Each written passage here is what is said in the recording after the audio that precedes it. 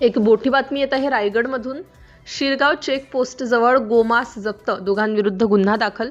महाड तालुक्यातील शिरगाव चेकपोस्ट परिसरात गोवंशीय मांसाची वाहतूक होत असल्याची माहिती मिळाल्यानंतर पोलिसांनी कारवाई करत सुमारे 65 किलो मांस व एक चारचाकी वाहन जप्त केलं असून दोघांविरुद्ध गुन्हा नोंदवण्यात आला।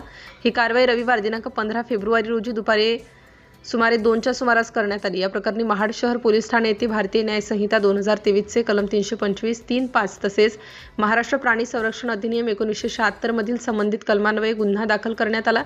पोलिसांनी दिलेल्या माहितीनुसार आरोपित जफर अब्दुल मज्जिद गीते राहणार जुई मोहल्ला जुई महाड आणि शहबाज अब्दुल्ला मुंडे राहणार जुई महाड यांच्या विरोधात कारवाई करण्यात आली आहे।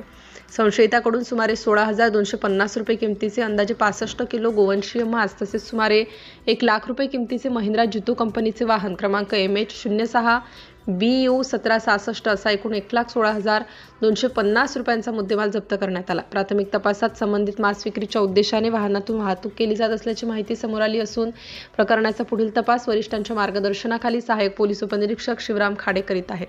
हिंदूंच्या पवित्र महाशिवरात्रीच्या दिवशीच घडलेल्या या संवेदनशील स्वरूपाच्या घटनेनंतर काही काळ परिसरात तणावाचे वातावरण निर्माण झाले होते। दरम्यान पोलीस कारवाईची माहिती मिळताच मोठ्या संख्येने गोरक्षक शिरगाव चेकपोस्ट नाक्यावर जमा झाले होते। दोषींवर कठोर कारवाई करण्याची मागणी यावेळी गोरक्षकांकडून करण्यात आली।